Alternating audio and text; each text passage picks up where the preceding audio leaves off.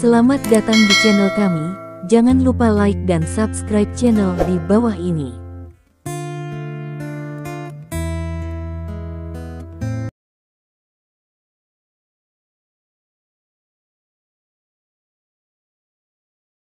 Bab 576.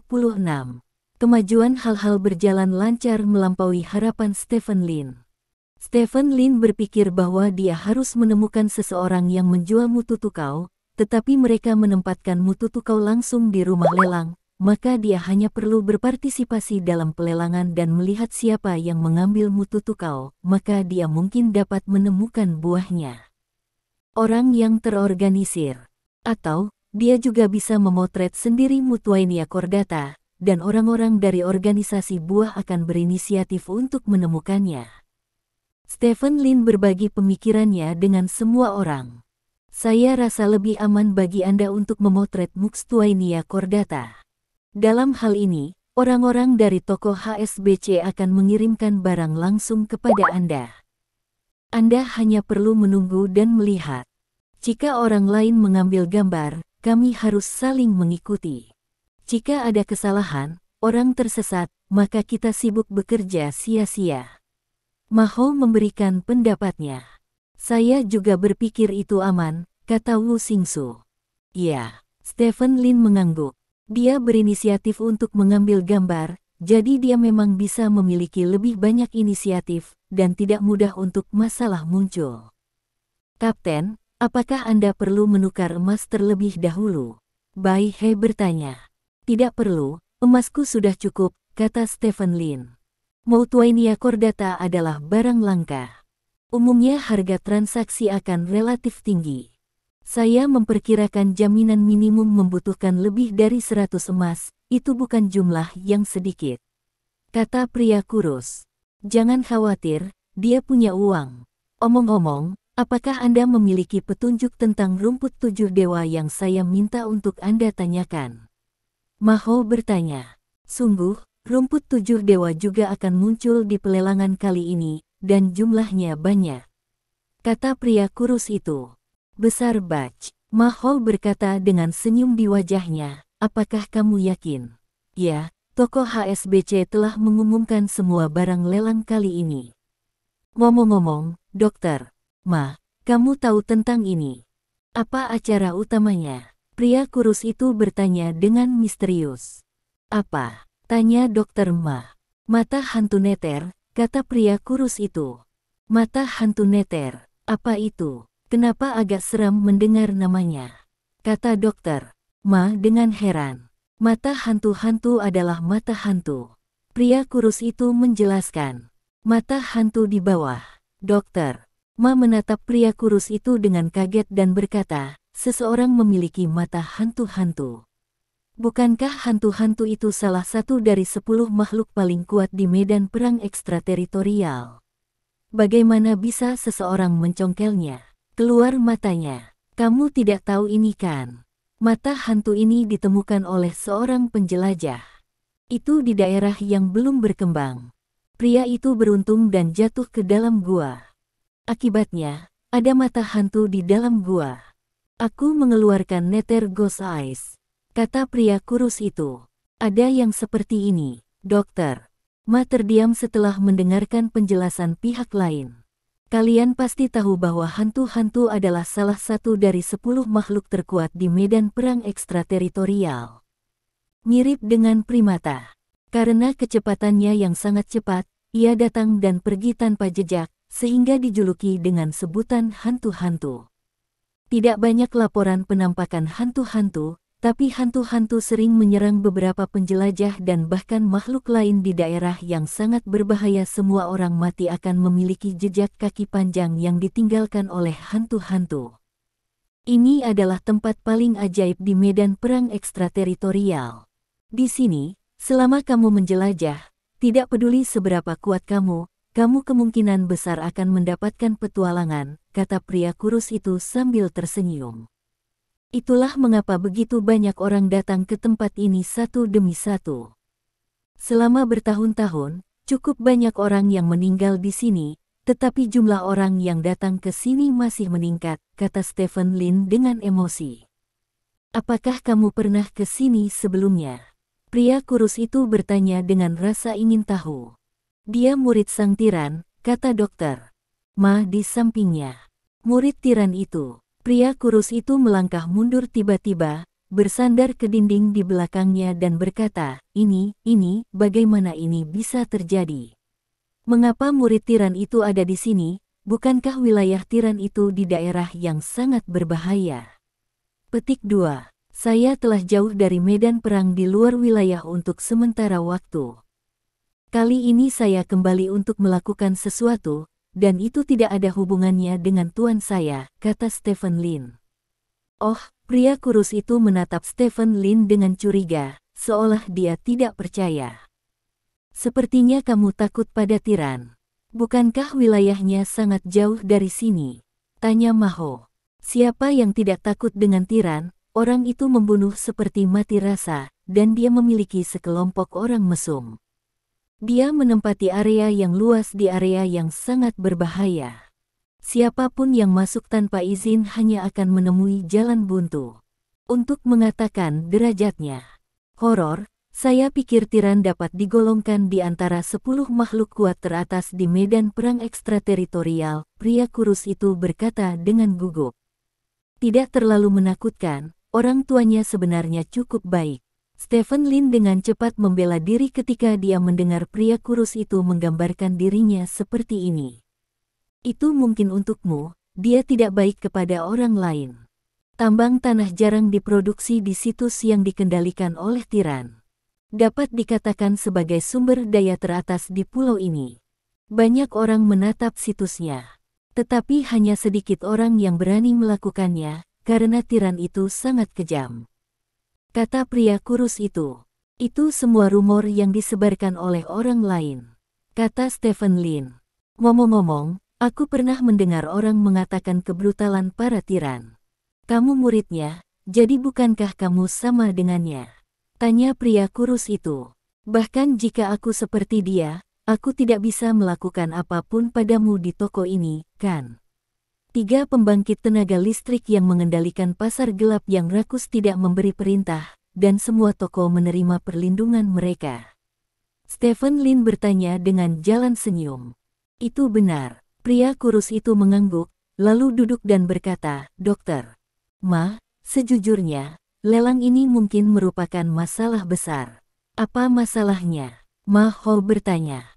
Baru pagi ini, orang-orang dari toko HSBC mengumumkan bahwa orang-orang mereka telah melakukan penelitian pada mata hantu dan menemukan bahwa sel saraf optik pada mata hantu dapat terintegrasi sempurna dengan tubuh manusia, yang berarti tubuh manusia dapat ditransplantasikan dengan sempurna dengan hantu. Murid hantu, Anda harus tahu bahwa hantu-hantu sangat cepat, dan untuk mengikuti kecepatan yang begitu cepat, sepasang mata yang bagus sangat penting. Menurut catatan, hantu-hantu memiliki sepasang mata yang bisa melihat ribuan mil. Ini agak berlebihan, tetapi jika seseorang mengubah mata hantu-hantu, penglihatannya pasti akan meningkat. Jika itu adalah master yang menggantikan mata hantu dengan mata hantu, itu pasti luar biasa. Saat pelelangan dimulai, itu pasti akan menarik banyak kekuatan untuk mengambil tindakan. Tidak, mungkin kita harus bertarung. Pria kurus itu berkata dengan serius. Kalau begitu saat kita ikut lelang besok, kecepatannya harus lebih cepat. Setelah kita membeli sesuatu, kita akan segera pergi. Jangan tunda sebentar, kata Ma Ho dengan sungguh-sungguh. Jika kamu bertarung, kamu akan bertarung. Apakah mungkin kamu masih bisa takut dengan penduduk asli di sini? Tai Niu berkata dengan jijik. Heh, saudara ini adalah pertama kalinya kamu di medan perang di luar wilayah, kan? Setelah pertarungan pecah di medan perang di luar wilayah, itu adalah hal yang mengerikan. Orang-orang di bawah peringkat kelima Wuking adalah umpan meriam, dan Wuking peringkat 5 dan lebih tinggi, hingga kelas 10 Wuking hanya sedikit mampu mempertahankan diri, dan hanya pembangkit tenaga listrik tingkat raja bela diri yang dapat mengendalikan lapangan, jadi tolong jangan bicara besar-besaran. Kata si kurus dan pria kurus. Tai Niu mendengus dingin, jika Stephen Lin tidak menyuruhnya untuk tidak menonjolkan diri, dia pasti akan menunjukkan kekuatannya sebagai raja bela diri dan menamparkan wajah orang di depannya. Wu Xingsu dan yang lainnya saling memandang, tersenyum, dan tidak banyak bicara. Kekuatan komprehensif dari beberapa orang dalam kelompok mereka jelas merupakan yang terbaik di area berisiko rendah dan menengah, bahkan di area yang sangat berbahaya. Sudah cukup untuk datang dan pergi dengan bebas. Jika ada perkelahian di pelelangan besok, maka mereka sama sekali tidak pengecut. Mereka bahkan memiliki sedikit harapan di hati mereka. Lagi pula, setiap orang memiliki hati untuk berpura-pura. Semua orang tinggal di toko pria kurus untuk sementara waktu, dan setelah menemukan informasi yang cukup, mereka meninggalkan toko pria kurus itu. Saat itu sudah malam, dan Stephen Lin menyarankan untuk mencari tempat tinggal dan menunggu dengan sabar untuk lelang besok. Yang lain secara alami tidak memiliki masalah, tetapi Taihu dan yang lainnya sepenuhnya di bawah perintah Stephen Lin, dan mereka juga mengatakan bahwa tidak ada masalah. Semua orang menemukan hotel di dekat tengah dan tinggal di sana.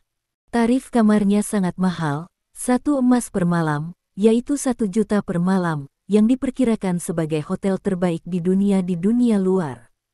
Dan di sini, kamar untuk 1 malam emas hanya memiliki 1 tempat tidur, 1 kamar mandi, dan daftar barang untuk lelang besok akan dikirimkan kepada Anda. Tentu saja, Anda dapat memilih untuk tidak tinggal di hotel, dan hanya menemukan tempat liar untuk tidur di luar, tetapi Anda harus selalu waspada terhadap penjahat yang bersembunyi di kegelapan. Jika Anda tidak memperhatikan, mereka akan melompat keluar untuk membunuh Anda dan merampok Anda ambil semua yang Anda miliki. Keuntungan tinggal di hotel adalah dapat menjamin keamanan Anda semaksimal mungkin. Hotel ini memiliki tim penjaga khusus. Pada saat yang sama, mereka membayar biaya perlindungan resmi, dan petugas juga akan melindungi keamanan hotel siapa yang berani membunuh orang di hotel. Jika pejabat mengetahuinya, pejabat tersebut akan mengirim seseorang untuk mengejar dan membalas dendam terhadap pelaku. Tentu saja, ini tidak berarti bahwa hotel ini benar-benar aman. Masih banyak ahli yang dapat menghindari pengawasan, menghindari penjaga, dan menyelinap ke dalam ruangan untuk membunuh orang lain tanpa diketahui semua orang. Melakukan hal-hal ini dengan risiko besar, kecuali Anda memiliki cukup berat pada Anda. Di medan perang ekstrateritorial, mata uang yang beredar adalah emas, dan emas tidak memiliki entitas. Semuanya ada dalam kartu logam yang disebut kartu emas, dan setiap kartu emas tidak memiliki kata sandi. Artinya, jika Anda pernah mendapatkan yang lain kartu emas pihak lain secara alami milik Anda. Oleh karena itu, di medan perang ekstrateritorial, kata bahwa kekayaan tidak terungkap sangat penting.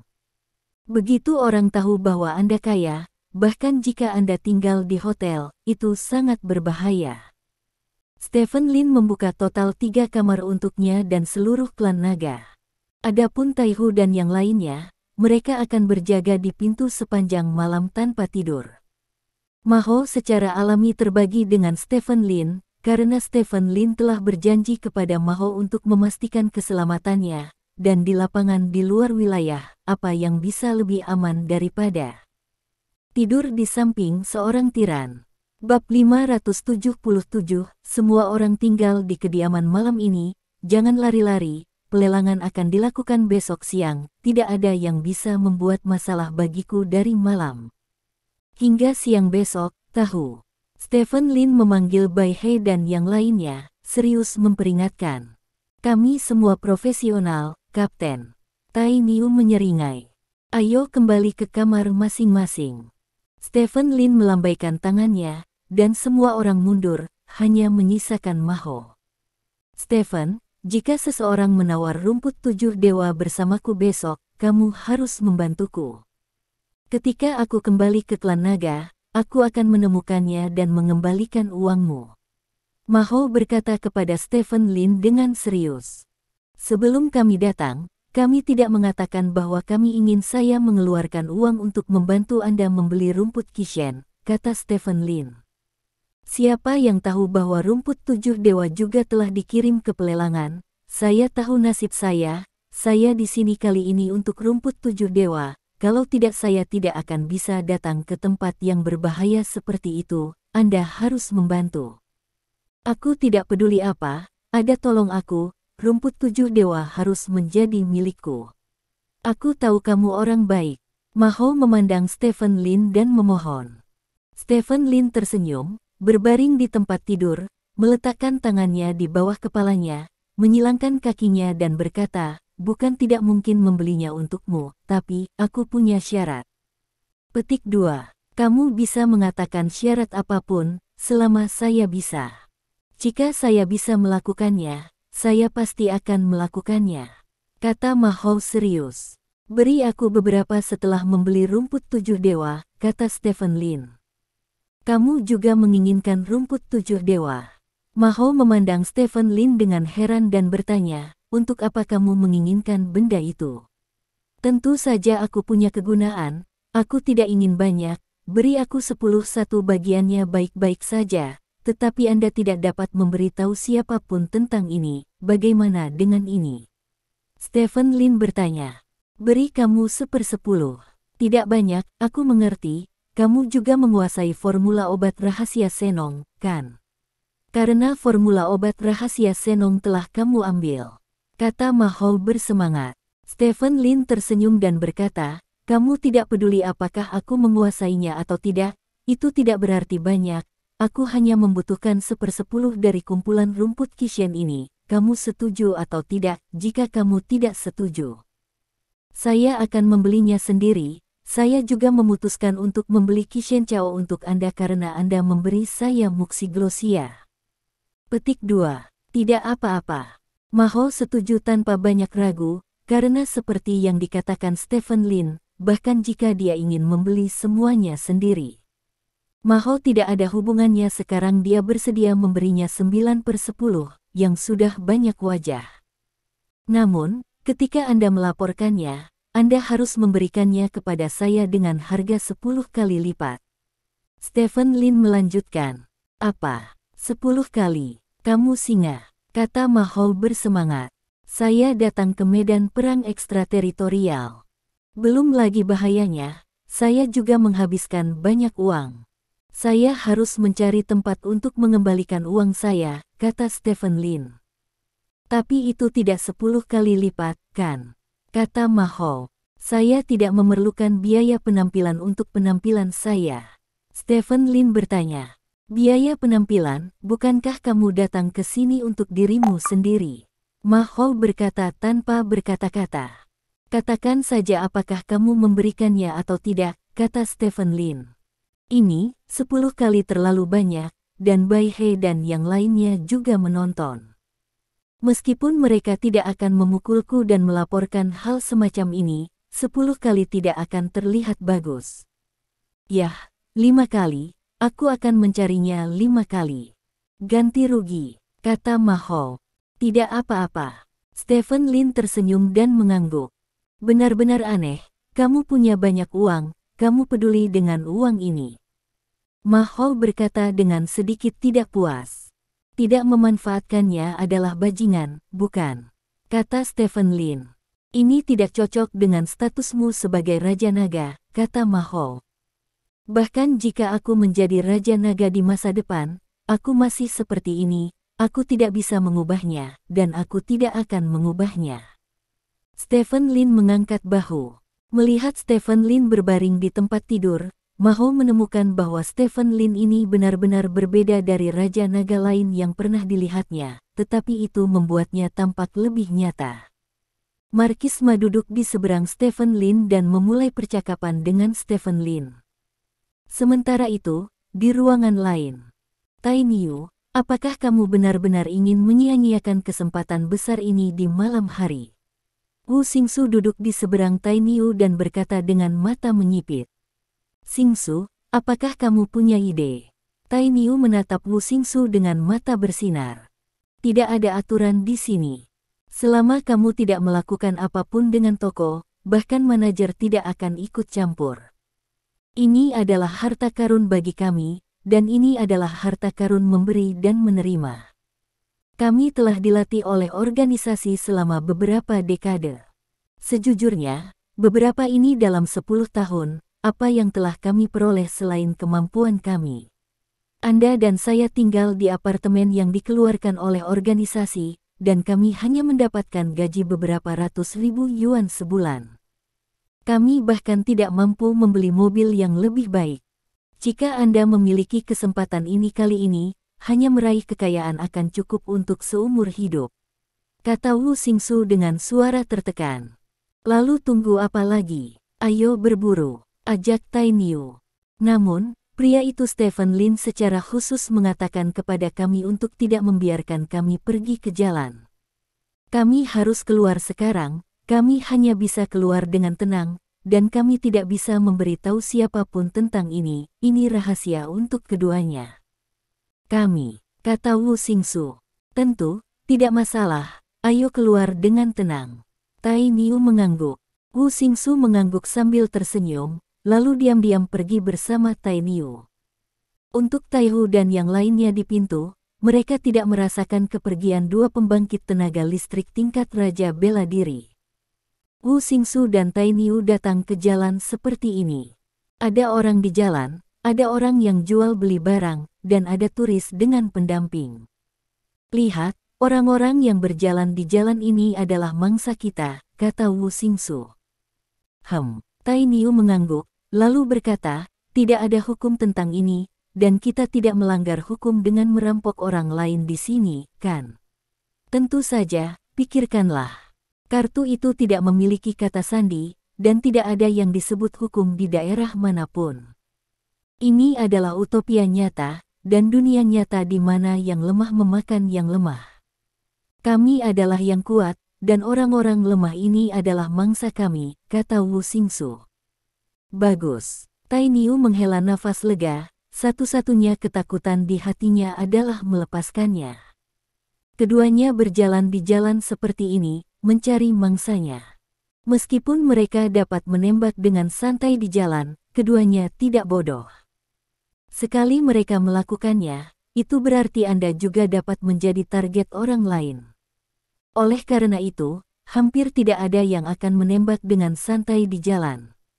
Ini untuk menemukan target pertama, dan setelah menemukan target, kemudian lacak target ke tempat di mana tidak ada orang, dan kemudian menembak dapat menghemat banyak gangguan. Keduanya berjalan sebentar, sampai mereka mencapai tengah pasar gelap yang rakus. Di tengah pasar gelap yang serakah adalah pintu masuk silang. Pintu masuk ini juga merupakan daerah paling makmur dari pasar gelap serakah, dan seluruh pintu masuk silang mengumpulkan banyak orang. Beberapa orang duduk di tanah dan mendirikan kios, sementara yang lain berjalan di antara kios-kios. Selain itu, ada banyak orang berseragam dengan senjata laser yang berpatroli di sekitar. Dikatakan tidak ada aturan, tapi masih ada orang yang menjaga ketertiban. Kata Tai Niu. Jika memang tidak ada orang yang menjaga ketertiban, bukankah di sungai akan ada darah sejak dulu? Tidak ada aturan, itu hanya konsep umum, tempat tidak bisa benar-benar tidak memiliki aturan, tetapi kita hanya perlu menghindarinya. Orang-orang itu, ya, kata Wu Xingsu. Ya, perhatikan baik-baik, Tai Niu berkata sambil melihat sekeliling dengan serius. Wu Xingsu juga melihat sekeliling, tetapi tidak seperti Tai Niu, dia sepertinya melihat dengan tujuan tertentu. Setelah melihatnya untuk waktu yang lama, Wu Xingsu tiba-tiba menusuk Tai Niu dengan sikunya, lalu cemberut ke arah tertentu dan berkata, lihat orang itu. Petik 2. Pemilik kios tampak berusia 40-an, dengan pistol laser tergantung di pinggangnya. Dilengkapi dengan senjata laser, itu adalah simbol nilai kekuatan. Umumnya, jika Anda memiliki hal seperti itu, orang lain tidak akan mengganggu Anda. Pemilik kios memegang, dan orang yang membeli barang itu memasukkan kartu emas ke dalam mesin, dan kemudian dengan cepat menyelesaikan transaksi. Aku baru saja menjual sesuatu, pasti ada kartu emas, dan pasti ada emas di kartu itu. Bisik Wu Xingsu. Ya, Tai Niu mengangguk dan menatap pemilik kios. Tunggu, pemilik kios menutup kiosnya, kata Wu Xingsu. Oke, tunggu, lebih dari setengah jam telah berlalu. Di luar dugaan Tai Niu, pemilik kios ternyata menjual beberapa barang secara berurutan. Artinya pemilik kios harus memiliki banyak emas di kartu emasnya. Dia menutup kiosnya. Tai Niu berkata dengan penuh semangat. Di kejauhan, pemilik kios sedang membersihkan barang-barang di kios. Tai Niu dan Wu Xingsu bersembunyi dalam kegelapan, menatap pemilik kios. Akhirnya, pemilik kios meletakkan barang-barangnya, lalu memutar tasnya dan berjalan ke jalan terdekat. Tai Niu dan Wu Xingsu hanya mengikuti. Pemilik kios tidak menyadari bahwa dia sedang diikuti. Dia memakai senjata laser yang cukup untuk menghalangi kebanyakan orang. Tai Niu dan Wu Xingsu bersembunyi di antara orang yang lewat dan mengikuti pemilik kios ke kejauhan. Semakin sedikit pejalan kaki di jalan. Ayo naik bersama, coba bunuh dia dalam sekejap, lalu ambil kartu emasnya, kata Wu Xingsu. Tidak masalah. Tai Niu mengangguk, lalu berkata, kamu datang untuk memberi sinyal. Petik 2. Baiklah, bersiaplah, cepatlah. Wu Xingsu berkata dengan sungguh-sungguh. Mengikuti suara Wu Xingsu, Tai Niu melaju ke arah pemilik kios tidak jauh di depan, dan pada saat yang sama, Wu Xingsu juga melaju ke depan, tetapi kecepatan Wu Xingsu jauh lebih lambat. Mungkin langkah kaki itu agak keras, dan pemilik kios di depan melihat sesuatu dan berhenti untuk melihat ke belakang. Melihat ini, pemilik kios terkejut, mengambil senjata laser dan berteriak, berhenti untukku. Petik 2. Tai Niu tidak bergeming, senjata laser tidak cukup untuk mengancamnya sama sekali. Ledakan. Tanpa ragu-ragu, pemilik kios melepaskan 2 tembakan berturut-turut, tetapi Tai Niu dengan mudah lolos dari 2 tembakan itu. Hal ini membuat takut pemilik warung, dia berbalik dan bergegas ke toko terdekat. Tai Niu memperlambat langkahnya, karena dia ingat bahwa dia telah mendengar Stephen Lin dan yang lainnya berkata bahwa mereka tidak dapat melakukan apapun di toko. Namun, saat ini, suara Wu Xingsu datang dari telinga Tai Niu. Cepat dan bunuh dia, dia bukan pemilik toko. Jika kita mengambil kartu emasnya, kita akan menjadi kaya. Mendengar ini, Tai Niu menggertakkan giginya dan bergegas masuk ke toko. Bab 578. Dalam sekejap mata, Tai Niu sudah bergegas ke toko. Pemilik kios juga ada di toko saat ini, dan ketika dia berbalik, dia hanya menghadap Tai Niu. Matilah aku. Tai Niu mengepalkan tinjunya dan membanting langsung ke pemilik kios. Pada saat ini, ekspresi aneh tiba-tiba muncul di wajah pemilik kios, dan dia mengangkat tangannya untuk memblokir di depannya. Ledakan. Sebuah suara teredam. Tinju Tai Niu menghantam tangan pemilik kios dengan keras. Kekuatan yang kuat meledak dalam sekejap, meledakkan seluruh pemilik kios, dan menabrak wadah di belakangnya dengan keras. Retak, serangkaian suara renyah terdengar, dan pemilik kios menghancurkan wadah menjadi berkeping-keping. Tai Niu bergegas ke pemilik kios satu persatu, meraih pemilik kios dari reruntuhan dengan satu tangan, dan kemudian mengepalkan tinjunya dengan tangan yang lain. Tepat ketika dia hendak mengirim pemilik kios untuk melihat Tuhan dengan pukulan lain, adalah suara omelan dari samping.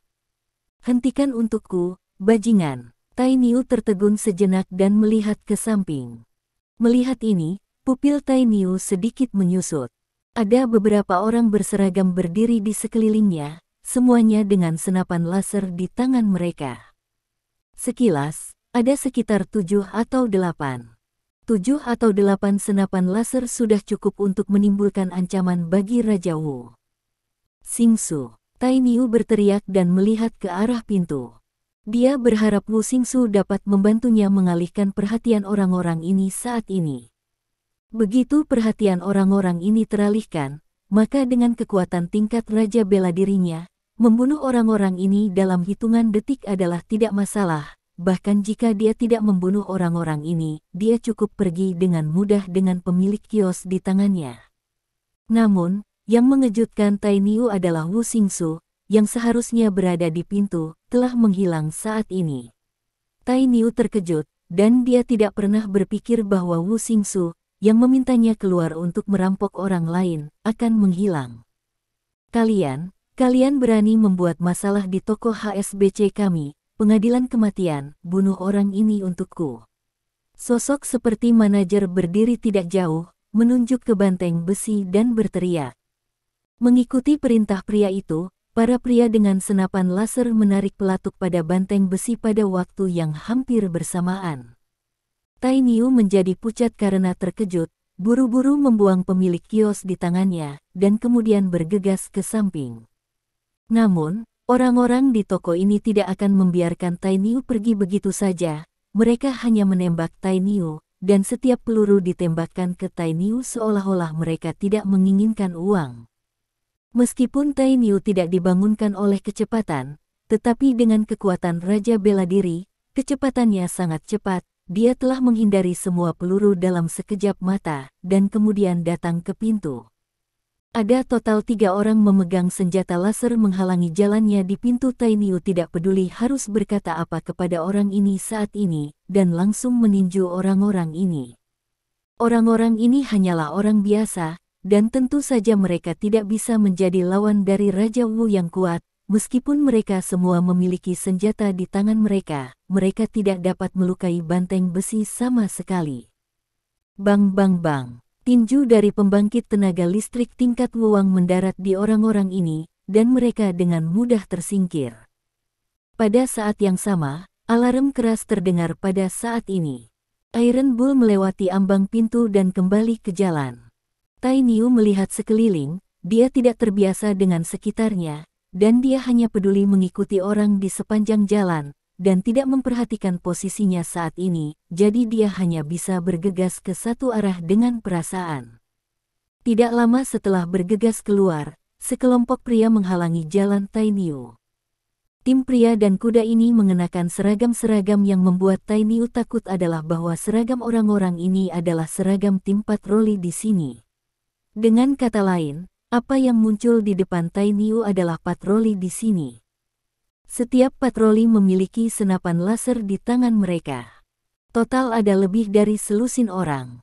Selain itu, orang-orang ini dipimpin oleh seorang pria kuat yang memancarkan aura kuat. Bunuh dia. Pria yang memancarkan aura kuat itu sama sekali tidak berbicara omong kosong dengan Tai Niu, dan langsung melambai pada Tai Niu. Salah satunya mengarahkan senapan laser ke banteng besi, dan pemilik senjata tanpa basa-basi menarik pelatuknya. Bang bang bang, tembakan lain. Kali ini, lebih banyak senapan laser dan penembakan yang lebih sistematis telah membawa masalah besar bagi banteng besi. Banteng besi bergerak sangat cepat, tetapi jelas bahwa beberapa orang yang memegang senapan laser memiliki pengalaman yang kaya. Pengalaman melawan musuh, ketika mereka menembak senjata mereka mengarahkan moncongnya ke 3 tempat, satu di belakang banteng besi, satu di tubuh banteng besi, dan yang lainnya di depan banteng besi. Mereka menembak tubuh banteng besi dari 3 arah. Sepenuhnya diblokir. Sebagai pembangkit tenaga listrik tingkat Raja Bela Diri, ketika menghadapi begitu banyak senapan laser, Tai Niu akhirnya jatuh ke dalam krisis, karena ia tidak memiliki karakteristik kecepatan kebangkitan, sehingga dalam hal kemampuan penghindaran, Tai Niu tidak kuat. Jangan paksa aku. Tai Niu meraung keras. Dia tahu bahwa orang-orang di depannya berbeda dari orang-orang di toko sebelumnya. Orang-orang di toko itu semua adalah orang-orang mereka sendiri, dan orang-orang ini milik pejabat itu. Tim patroli, oleh karena itu, dia terus menekan dirinya sendiri dan tidak bertentangan dengan orang-orang yang berpatroli ini. Namun, orang-orang yang berpatroli sama sekali tidak menganggap serius Tai Niu. Mereka milik 3 kekuatan utama pasar gelap yang rakus, dan Tai Niu melanggar peraturan terkait. Mereka membunuh Tai Niu di sini tanpa masalah. Akhirnya, Tai Niu marah. Sebagai seorang raja bela diri, dia hampir dilukai oleh beberapa orang biasa. Ini merupakan pukulan besar bagi martabatnya. Berakselerasi ke arah lawan. Orang-orang di tim patroli tidak berharap bahwa banteng besi tidak hanya lolos dari putaran mereka, tetapi juga berani menyerang mereka, dan mereka tidak bisa bereaksi untuk sementara waktu. Pada saat dia tidak bisa bereaksi pada saat ini, Tai Niu mendekat. Begitu pria yang memancarkan aura pria kuat melihat Tai Niu mendekat, dia segera bergegas. Bang bang bang. Keduanya bertarung puluhan kali dalam sekejap, dan setelah itu, pria itu diledakkan oleh pukulan dari banteng besi, dan dia muntah darah di tempat. Setelah Tai Niu menerbangkan lawan, dia langsung masuk ke tim patroli, membunuh semua 10 anggota tim patroli di benaknya. Adegan ini mengejutkan semua orang yang menyaksikan keseruan di pinggir jalan. Membunuh patroli penuh oleh satu orang, dan secara terbuka, belum pernah terlihat di pasar gelap yang rakus selama bertahun-tahun. Anda harus tahu bahwa tim patroli dipimpin oleh pembangkit tenaga listrik di atas peringkat kelima Woking. Pembangkit tenaga listrik tersebut dilengkapi dengan 10 senapan laser, yang dapat dikatakan tak terkalahkan di bawah Raja Wu. Akibatnya, tim seperti itu benar-benar musnah. Banyak orang memandang banteng besi itu. Tidak ada keraguan bahwa Tai Niu jelas merupakan pembangkit tenaga listrik tingkat Raja Bela Diri. Pembangkit tenaga listrik tingkat Raja Bela Diri sebenarnya secara terbuka berurusan dengan bawahan dari 3 kekuatan utama di pasar gelap yang rakus. Ini adalah sesuatu yang belum pernah terjadi selama bertahun-tahun. Setelah membunuh semua orang, Tai Niu bersembunyi langsung di gang kecil di sebelahnya. Tidak ada seorang pun di gang, dan setelah banteng besi menabrak kiri dan kanan, dia datang ke jalan lain. Pada saat ini, orang-orang di jalan ini tidak tahu apa yang terjadi di jalan berikutnya, jadi ketika mereka melihat banteng besi, mereka tidak memiliki terlalu banyak perubahan suasana hati. Saat itu, alarm yang menusuk terdengar. Diiringi suara alarm, ada juga suara laki-laki. Pengumuman darurat, ada pembangkit tenaga listrik tingkat Raja Bela Diri di jalan untuk membunuh tim patroli, tolong semua tim patroli pergi ke lokasi kecelakaan. Dan semua orang yang melihat orang ini, harap hubungi tim patroli sesegera mungkin. Suara pria itu terdengar, semua gambar banteng besi muncul di beberapa layar LED di pinggir jalan. Foto itu baru saja diambil, dan banteng besi di foto itu membunuh orang-orang yang sedang patroli. Kamera yang mengambil gambar itu beresolusi sangat tinggi, dan bagian depan banteng besi itu difoto dengan jelas. Ini dia. Seseorang menemukan bahwa Tai Niu terlihat sama dengan orang di monitor, dan berteriak dengan penuh semangat pada Tai Niu. Tai Niu terkejut, berbalik dan bergegas ke samping. Pada saat ini, bayangan gelap tiba-tiba jatuh dari langit. Dengan bunyi gedebuk, bayangan itu jatuh di depan Tai Niu, menghalangi jalannya. Aku menemukanmu. Bayangan itu memandang Tai Niu dan berkata dengan acuh tak acuh. Minggir jika kamu tidak ingin mati. Tai Niu berkata dengan wajah gelap. Benarkah? Hei Ying menggerakkan tangan dan kakinya dan berkata, perkenalkan diriku, namaku Jin Kai, kapten tim patroli, aku sudah lama tidak membunuh prajurit tingkat raja. Jangan kecewakan aku. Aku sudah lama tidak membunuh pembangkit tenaga listrik tingkat Wuang. Kata-kata ini mengejutkan Tai Niu, apa artinya ini? Itu berarti pria bernama Jin Kai ini pernah membunuh pembangkit tenaga listrik tingkat Raja Bela Diri. Dia hanya memiliki kekuatan Raja Bela Diri tingkat pertama. Dia bahkan belum berpartisipasi dalam Feng Wang. Jika dia bertemu dengan Raja Seni Bela Diri tingkat pertama yang adalah seorang raja, diperkirakan itu akan menjadi seri, dan orang ini di depannya bisa membunuh raja, mungkin dia bukan lawan dari orang di depannya. Saya tidak memiliki kebencian, dan saya tidak ingin membuat segalanya lebih besar. Biarkan saya pergi, kata Tai Niu. Sudah terlambat, saat kamu mengambil tindakan terhadap bawahanku, semuanya hancur. Kata Jin Kai, dan tiba-tiba melaju ke arah Tai Niu. Memanggil, hampir dalam sekejap mata, Jin Kai sudah berada di depan Tai Niu.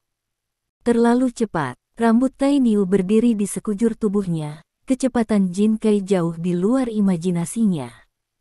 Jin Kai tiba-tiba muncul di depan Tai Niu, dan kemudian cambuk tajam di udara terbang ke arah Tai Niu. Karena tangan banteng besi sudah siap, itu sudah di depannya ketika kaki cambuk menyapu. Ledakan. Dengan suara keras, tubuh Tai Niu tak terkendali mundur beberapa langkah. Untungnya, kekuatannya tidak terlalu kuat. Tai Niu menghela nafas lega, kekuatan orang ini masih sedikit berbeda darinya.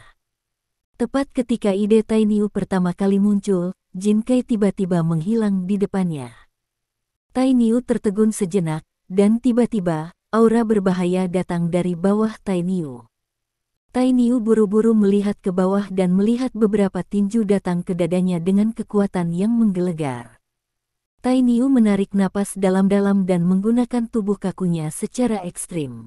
Dong dong dong dong. Tinju Jin Kai terus memukul dada Tai Niu. Tubuh Tai Niu terus bergerak mundur dan mundur. Setelah mundur beberapa langkah, Jin Kai berbalik dan mengepalkan tinju kanannya dengan kekuatan sentrifugal, memukul wajah Tai Niu dengan keras. Ledakan. Tubuh Tai Niu langsung terlempar dan terbanting ke dinding di sebelahnya, menyebabkannya runtuh. Bab 579. Hanya itu. Jin Kai mendengus dingin dan berjalan langsung ke banteng besi di reruntuhan. Dengan suara gemerincing, banteng besi itu berdiri dari reruntuhan. Topeng kulit manusia di wajahnya robek. Pada saat ini, Tai Niu sangat menyesal, ketika dia berada di gang sekarang, dia seharusnya melepaskan topeng kulit manusia, agar dia tidak menjadi sasaran pria mengerikan di depannya ini. Pada saat ini, Tai Niu, meskipun dia tidak mengalami kerusakan di luar, pada kenyataannya, tubuhnya telah terluka parah. Menurut perkiraan Tai Niu, kekuatan pria bernama Jin Kai ini setidaknya 2 tingkat lebih tinggi dari dia, dan dia seharusnya berada di sekitar kekuatan Raja Bela Diri peringkat ketiga. Masih memakai topeng kulit manusia. Jin Kai tersenyum main-main, tetapi dia tidak terkejut, karena banyak orang yang datang ke medan perang di luar wilayah akan memakai topeng kulit manusia. Lagi pula, ada banyak pembunuhan di sini, dan banyak identitas orang. Masih sangat mengkilap, tidak cocok untuk eksposur. Jangan bunuh aku. Tai Niu berteriak cepat saat melihat Jin Kai berjalan ke arahnya dengan niat membunuh. Beri aku alasan untuk tidak membunuhmu, tanya Jin Kai. Aku juga Raja Wu. Jika kamu benar-benar ingin membunuhku, kamu harus membayar harga yang menyakitkan. Tai Niu berteriak. Harga yang menyakitkan. Kamu pantas mendapatkannya, kata Jin Kai dengan nada meremehkan. Jangan paksa aku, kata Tai Niu. Memaksamu, ada apa? Sebuah suara aneh tiba-tiba datang dari telinga Tai Niu. Tai Niu melihat ke belakang dan melihat kepalan tangan merah muda muncul di depannya. Ledakan. Tai Niu tidak punya waktu untuk bereaksi sama sekali, dan langsung mengenai pangkal hidungnya dengan tinju merah muda.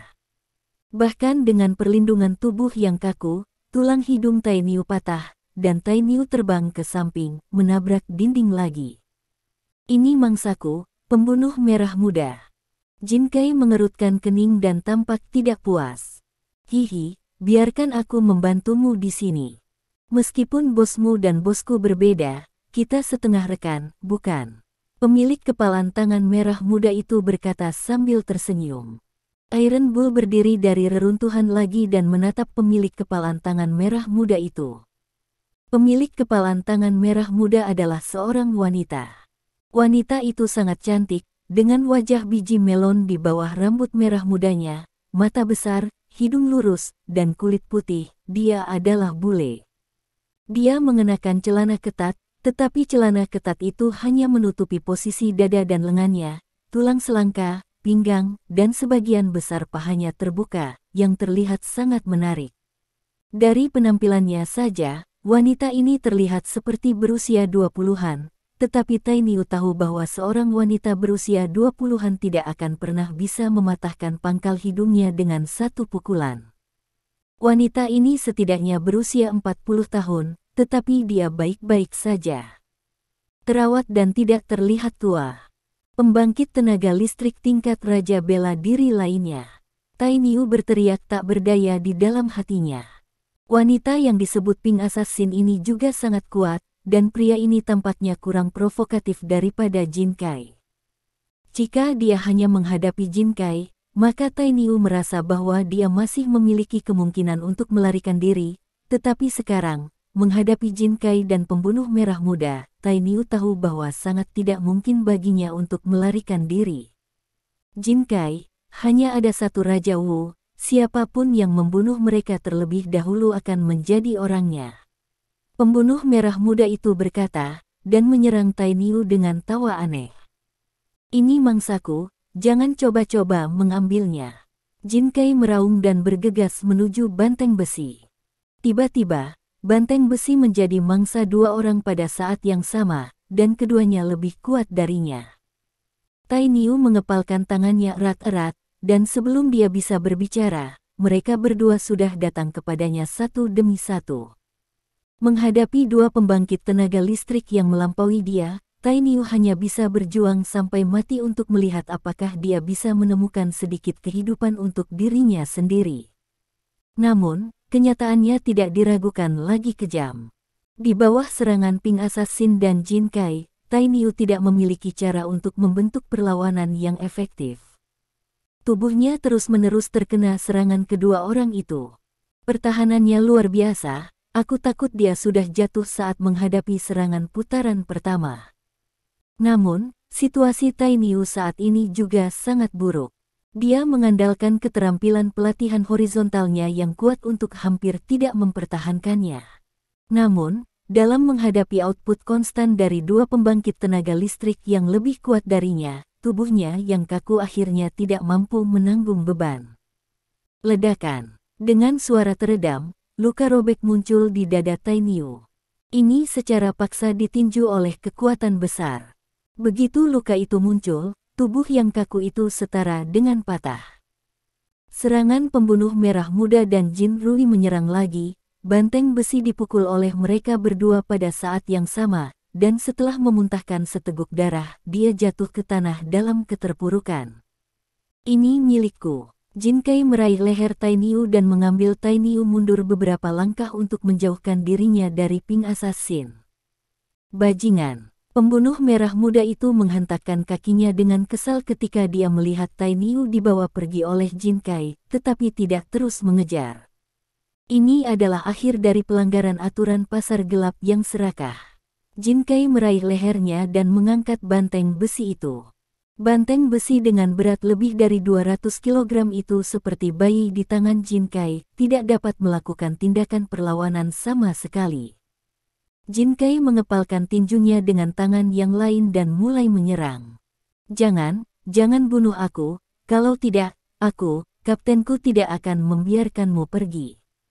Petik 2. Pada saat kritis hidup dan mati, Tai Niu akhirnya memindahkan Kapten Stephen Lin keluar. Pemimpin tim, Jin Kai membeku sesaat. Bunuh dia, omong kosong apa yang dilakukan, kata Pink Assassin. Jin Kai mencibir dan berkata, tidak mudah bagi kapten ini untuk dapat memiliki raja seni bela diri sebagai bawahannya. Jika saya membunuhnya sekarang, saya mungkin menarik musuh yang kuat ke bos saya. Apakah Anda pikir saya bodoh?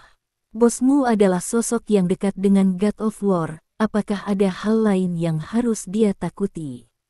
Kata Assassin Pink bercanda. Jin Kai tidak banyak bicara, tetapi melihat ke arah Tai Niu dan bertanya, siapa kaptenmu?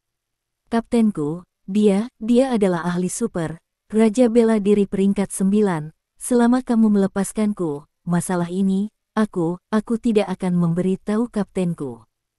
Tai Niu terkesiap, Raja Bela Diri tingkat 9.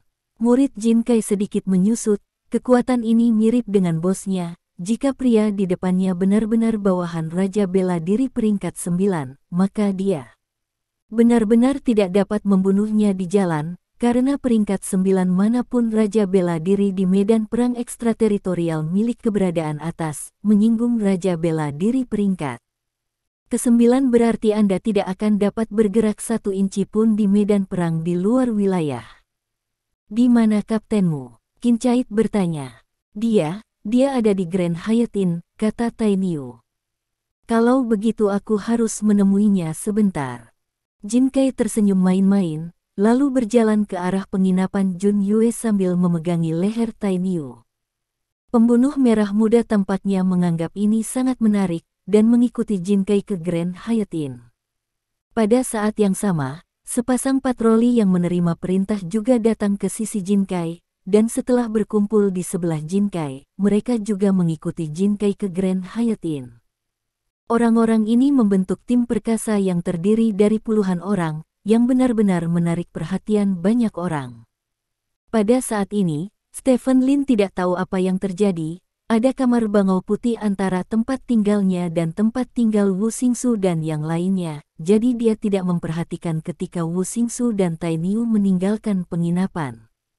10 menit kemudian, Jin Rui meraih banteng besi dan muncul di luar Grand Hyatt Inn dengan sekelompok besar orang. Pemilik Grand Hyatt Inn segera berlari keluar untuk menyambut Jin Rui. Biarkan kaptenmu keluar untuk menemuiku. Petik 2. Jin Rui berkata pada Tai Niu. Oke. Petik 2. Tai Niu mengangguk dan berkata kepada bos Junyu di depannya, kaptenku tinggal di kamar 202. Tolong beritahu dia bahwa Tai Niu terluka. Petik 2. Ada penjaga di pintu masuk 202, 203, dan 204 di lantai 2, termasuk Taihu dan lainnya. Melihat bosnya muncul, Taihu menyapa bosnya. Bos Zhao, ada apa? Tanya Taihu. Lao Tai, Jin Kai menangkap seorang pria bernama Tai Niu dan melukainya. Tai Niu itu mengizinkanku untuk mengirim pesan kepada kaptennya. Bos berkata singkat. Apa? Taihu tercengang dan bertanya dengan tidak percaya. Maksudmu Jin Kai, kapten tim patroli? Pria kuat yang dikatakan memiliki kekuatan raja bela diri peringkat ketiga. Di luar toko. Ya, dan pembunuh merah muda juga telah datang, dan ada puluhan anggota tim patroli lainnya. Sepertinya sesuatu yang luar biasa telah terjadi. Kata bos. Tunggu sebentar, saya akan melapor ke bos saya, kata Taihu, mengetuk pintu kamar Stephen Lin. Masuk. Petik 2. Kata Stephen Lin. Taihu mendorong pintu dan berjalan masuk, berkata, bos, sesuatu terjadi. Petik 2. Ada apa? Stephen Lin bertanya sambil berbaring di tempat tidur, menatap Taihu. Orang di bawah komandomu bernama Tai Niu, aku tidak tahu mengapa dia menyinggung Jin Rui, tapi sekarang dia telah ditangkap oleh Jin Rui. Mereka berada di luar penginapan. Jin Rui adalah kapten tim patroli dan seorang ahli super. Kekuatannya dikatakan telah mencapai peringkat ketiga Wuwang. Sampai-sampai, kata Taihu dengan ekspresi serius. Tai Niu ditangkap oleh kapten patroli. Stephen Lin mengerutkan kening dan berkata, bagaimana dia bisa ditangkap oleh kapten patroli? Aku juga tidak tahu itu. Namun, bos, kamu tidak melanggar peraturan yang relevan dari pasar gelap serakah. Jin Kai seharusnya tidak melakukan apapun padamu, tetapi masalah ini sangat merepotkan. Aku akan keluar dan bernegosiasi untuk kamu dulu dan lihat apa yang terjadi, kata Taihu. Pihak lain adalah kapten patroli, bisakah kamu bernegosiasi? Stephen Lin bertanya. Kalau saya tidak bisa bernegosiasi, saya hanya bisa bernegosiasi. Lagi pula, setelah saya menerima pekerjaan Anda, saya harus mengirim Anda kembali ke pos terdepan dengan selamat. Ini tanggung jawab saya, bos, saya akan bernegosiasi dulu. Jika tidak berhasil, aku hanya bisa berperang. Kamu jangan khawatir, kami tidak akan membiarkan siapapun menyakitimu sebelum kami semua mati, bahkan Jin Kai. Taihu berkata dengan serius. Bab 580. Mendengar kata-kata Taihu, Stephen Lin penuh dengan niat baik terhadap pensiunan prajurit dari kerajaan naga ini. Dia pertama kali menolak godaan uang, menolak uang komisi tinggi yang ditawarkan oleh orang lain, dan dengan patuh melindungi dirinya sendiri di sepanjang jalan. Tetapi sekarang, ketika menghadapi kapten patroli Jin Kai, Taihu juga menunjukkan keberanian besar. Keberanian semacam ini tidak hanya berbicara. Tentang itu di dunia di mana yang kuat dihormati di medan perang di luar wilayah, keberanian yang lemah kemungkinan akan membawa bencana bagi mereka. Kalau begitu menyusahkanmu, kata Stephen Lin. Sama-sama, saudara-saudara, ikuti aku ke pintu, teriak Taihu. Oke, para penjaga pangu lainnya berteriak, dan kemudian mengikuti Taihu ke pintu. Pada saat ini, ketika Bai He mendengar gerakan itu, Gong Qiu dan yang lainnya juga keluar dari ruangan. Stephen Lin tidak menyapa mereka berdua, tetapi langsung pergi ke kamar Wu Xingsu dan Tai Niu. Stephen Lin mendorong pintu terbuka dan menemukan bahwa tidak ada seorang pun di ruangan itu. Kemana mereka pergi? Bai He berjalan ke sisi Stephen Lin dan bertanya dengan curiga ketika dia melihat kamar Wu Xingsu kosong. Stephen Lin secara singkat berbicara tentang bagaimana Tai Niu terluka. Pergi ke pintu untuk melihat dan mencoba menyelesaikan masalah ini, kata Stephen Lin. Bagaimana jika tidak ada solusi? Bai He bertanya. Jika tidak ada cara untuk menyelesaikan masalah ini, selesaikan orang yang melakukannya. Stephen Lin berkata dengan dingin. Bai He dan yang lainnya hanya merasakan udara dingin bertiup ke wajah mereka, dan bulu-bulu di sekujur tubuh mereka berdiri. Pada saat yang sama, di pintu masuk penginapan, Taihu dan yang lainnya berjalan ke pintu dengan senapan laser. Tuan Jin Rui. Taihu menyapa Jin Rui. Taihu. Jin Rui juga mengenal Taihu, jadi dia menyebut namanya. Ini aku. Taihu mengangguk dan melirik banteng besi di tangan Jin Rui. Pada saat ini, Tai Niu telah terluka parah dan sekarat. Tuan Jin Rui, saya tidak tahu bagaimana pria di tangan Anda ini menyinggung Anda, dan dia dipukuli seperti ini oleh Anda. Dia adalah bawahan bos yang mempekerjakan saya, kata Taihu. Dia pertama kali membuat masalah di toko HSBC, dan kemudian membunuh seluruh tim-tim patroli kami. Taihu, kamu tidak peduli tentang masalah ini, kamu membiarkan bos orang ini keluar, kata Jin Rui. Dia membunuh seluruh tim patroli. Taihu bertanya dengan ngeri. Dia melihat sosok Tai Niu dan menduga bahwa Tai Niu akan meninju dan menendang, tapi dia tidak menyangka Tai Niu begitu kuat. Tim patroli, tetapi cukup sulit untuk membunuh seluruh tim patroli yang dilengkapi dengan senapan laser. Saat ini, Tai Niu membunuh seluruh tim patroli, jadi Taihu tahu bahwa tidak ada cara untuk menyelesaikan masalah ini.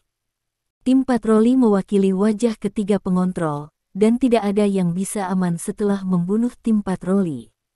Itu benar, biarkan bosnya keluar. Anda tidak mampu menyelesaikan masalah ini. Demi popularitas dan prestise Anda di medan perang ekstrateritorial, saya tidak akan membiarkan Anda mempermalukan Anda tentang masalah ini. Anda membawa Anda. Pergi saja dari sini, kata Jin Rui. Tuan Jin Rui, saya dipekerjakan oleh bos saya, dan saya memiliki tanggung jawab untuk melindungi keselamatan bos saya dan bawahannya. Meskipun dia bersalah atas insiden hari ini, tugas tim pengawal kami bukanlah untuk membedakan siapa itu benar dan siapa yang salah. Ini untuk melindungi majikan kita, jadi, Tuan Jin Rui, saya harap Anda bisa memberi saya wajah tentang masalah ini. Akan lebih baik jika itu bisa diselesaikan dengan uang, kata Taihu. Taihu, apakah kamu gila? Apakah kamu benar-benar berpikir kamu adalah seorang karakter? Kamu membunuh seluruh tim patroli, apakah kamu pikir itu bisa diselesaikan dengan menghabiskan uang? Kata Jin Rui dengan wajah muram. Kamu, sebaiknya biarkan kapten kami keluar. Tai Niu dalam kondisi cedera serius saat ini, dan dia tidak ingin membuang waktu sama sekali di sini, jadi dia hanya bisa mendesak Taihu. Taihu sedikit malu. Dengan kekuatan tim pengawal mereka, tidak ada cara untuk melawan musuh di depan mereka. Belum lagi orang-orang di tim patroli, Jin Rui saja sudah cukup untuk menghancurkan tim pengawal mereka. Namun, ketika dia menerima komisi, dia terikat untuk menyelesaikan tugasnya. Taihu, bosmu telah menyinggung seseorang yang seharusnya tidak, kamu tidak perlu menemaninya sampai mati. Seseorang yang mengenal Taihu berteriak di sampingnya. Ya, Mereka yang berani membunuh tim patroli melakukan kejahatan keji. Itu bukan salahmu, kamu harus menyingkir. Teriak seseorang. Dapat dilihat bahwa popularitas Taihu cukup baik, jika tidak, orang-orang ini tidak akan mengambil risiko untuk mengingatkan Taihu. Taihu menarik napas dalam-dalam dan berbalik untuk melihat bawahannya. Orang-orang ini semua adalah rekan pensiunan dalam kelompok yang sama dengannya, dan mereka tidak mau menjalani kehidupan biasa, jadi mereka datang ke medan perang luar bersama dan membentuk pengawal Pangu. Dia bisa mati tanpa rasa takut, tapi dia tidak bisa hanya melihat rekan-rekannya mati bersamanya. Tuan Jinrui, apa yang akan Anda lakukan dengan masalah ini? Tanya Taihu. Bagaimana menghadapinya? Semua orang yang terlibat dalam masalah ini harus mati, kata Jinrui dengan wajah dingin. Faktanya, dia mengatakan ini kepada orang-orang di sekitarnya, dan tujuannya secara alami untuk memperkuat momentumnya sendiri dan memberitahu semua orang bahwa keagungan patroli tidak boleh tersinggung. Adapun apakah benar-benar ada Raja Bela Diri peringkat 9 di penginapan ini, dia sudah memiliki jawabannya sendiri. Sekuat Martial King peringkat 9, bagaimana mungkin membiarkan orang kecil seperti Taihu keluar untuk membantu menengahi? Oleh karena itu, sama sekali tidak mungkin ada Raja Bela Diri peringkat 9 di penginapan ini. Karena tidak ada Raja Bela Diri peringkat ke-9, dia dapat berbicara lebih kejam karena dia tidak perlu khawatir ditampar wajahnya. Dalam hal ini, tidak ada ruang untuk bermanuver dalam hal ini. Taihu mengambil pistol, menoleh dan berkata kepada rekan-rekannya, "Saudara-saudara, tugas ini diambil alih oleh saya, dan semua tanggung jawab ditanggung oleh saya. Menyingkirlah dan serahkan padaku." Petik 2. Kapten, apa yang kamu katakan? Sejak hari pertama kita terbentuk, hidupku adalah milikmu, kata seorang pria dengan keras. Ya, Kapten, kami bersaudara hidup dan mati bersama, maju dan mundur bersama, kami takut dia menjadi keledai, kata yang lain. Kapten, ini sudah berakhir, aku takut digantung. Itu dia, sudah berakhir. Yang lain berteriak keras. Orang-orang di sekitar terkejut ketika mereka melihat adegan ini. Di medan perang di luar wilayah, hal yang paling menakutkan adalah hati manusia. Bahkan seseorang di tim pengawal sering membunuh orang dan mencuri uang. Banyak orang belum pernah melihat seseorang seperti Yuxiang Pangu. Tim penjaga, mereka tahu mereka bukan lawan, tetapi mereka semua berdiri bersama dengan berani, bahkan jika mereka akan mati di saat berikutnya, tetapi tidak ada dari mereka yang mundur. Tim seperti itu sangat langka di seluruh medan perang ekstrateritorial. Banyak orang percaya bahwa jika pengawal Pangu dapat terus eksis, adalah mungkin untuk menyerang pengawal kelas S. Namun, tidak ada cara bagi pengawal Pangu untuk terus ada, karena mereka harus bertarung melawan penguasa pasar gelap yang rakus, dan hanya ada satu hasil, yaitu mereka benar-benar hancur. Persaudaraan itu menyentuh, tapi kamu juga berhasil membuatku marah. Sebelum menyelesaikan pelakunya, mari kita lakukan pemanasan dengan darahmu, kata Jinrui, dan berjalan menuju Taihu. Formasi serangan ketiga, teriak Taihu. Semua orang menyebar secara otomatis, berdiri dalam formasi khusus, dan semua orang mengarahkan senjata mereka ke Jinrui. Wajah Jinrui memiliki niat membunuh, dan dia tidak bermaksud berhenti sama sekali. Di sisi lain, Ping Assassin melihat semua ini dengan ekspresi main-main. Dia adalah orang yang suka membunuh, jadi dia sangat tertarik dengan pembantaian sepihak yang akan muncul. Semuanya dengarkan perintahku. Bersiaplah, Taihu memegang gagang pistolnya erat-erat dan mengarahkan moncongnya ke Jinrui. Tepat ketika dia hendak memerintahkan penembakan, Bai He dan Gong Qiu muncul. Keduanya berjalan keluar dari penginapan dan berdiri di depan Taihu dan yang lainnya. Taihu mengerutkan kening dan berkata, "Kamu menyingkir." Petik 2. Serahkan ini pada kami. Bai He berkata, memandang Jinrui dan berkata, "Kapten, kami tidak ingin membuat situasi meningkat, jadi ada solusi lain, saya harap Anda bisa memikirkannya." Petik 2. Hanya ada satu solusi, kalahkan saya, kata Jin Rui, dan tiba-tiba mempercepat menuju Bai He. Ayo pergi bersama. Bai He mendengus dingin dan bergegas ke Jin Rui terlebih dahulu, sementara pada saat yang sama, Gong Qiu juga bergegas ke Jin Rui. Ketiga orang itu langsung memperpendek jarak satu sama lain, dan kemudian pertempuran sengit pecah. Hei, dua pembangkit tenaga listrik tingkat raja bela diri lagi. Setelah menonton pertempuran sebentar, pembunuh merah muda di samping bergumam pada dirinya sendiri karena terkejut. Bai He dan Gong Qiu bertarung melawan Jin Rui bersama-sama dan membentuk keseimbangan kekuatan dengan Jin Rui. Hanya pembangkit tenaga listrik tingkat Wuwang yang bisa melakukan ini. Jin Rui juga sangat terkejut, dia pikir dia bisa membunuh Bai He dan Gong Qiu dalam sekejap, tetapi hanya setelah menghubunginya dia menyadari bahwa kekuatan dua orang di depannya benar-benar melebihi kekuatan orang kuat yang terluka oleh dia. Meskipun kekuatan keduanya lebih lemah darinya, mereka tidak terlalu lemah. Selain itu, keduanya bekerja sama dalam pemahaman diam-diam yang tak tertandingi. Di bawah kerja sama diam-diam seperti itu, Jin Rui telah tertinggal dalam waktu yang sangat singkat. Adegan ini mengejutkan orang-orang di sekitar mereka ketika mereka melihatnya. Pembangkit tenaga listrik tingkat Raja Wu jarang terjadi. Jin Rui dianggap sebagai pembangkit tenaga listrik yang sangat terkenal, tetapi sekarang ada dua orang yang telah menekan Jin Rui, yang agak luar biasa.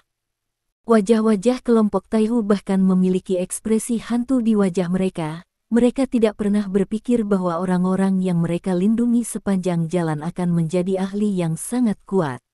Bai He dan Gong Qiu terus menyerang Jin Rui, dan Jin Rui terpaksa mundur dari pintu penginapan ke seberang jalan. Melihat bahwa dia akan benar-benar ditekan, Jin Rui berteriak pada Ping Assassin, "Bantu aku mengalahkan kedua orang ini, mereka berdua adalah Martial King peringkat kedua." Martial King peringkat kedua. Tangisan Jin Rui mengejutkan semua orang sekali lagi. Wajah dari dua medan perang ekstrateritorial ini ternyata adalah Raja Bela Diri peringkat kedua. Kalau begitu kamu tidak mengatakannya lebih awal, kamu sendiri yang harus menjadi pahlawan. Seperti yang dikatakan oleh pembunuh merah muda itu, dia mempercepat ke arah tiga orang yang sedang bertarung. Dengan tambahan Ping Assassin, gelombang pertempuran langsung berbalik. Terima kasih. Sampai jumpa di bab selanjutnya.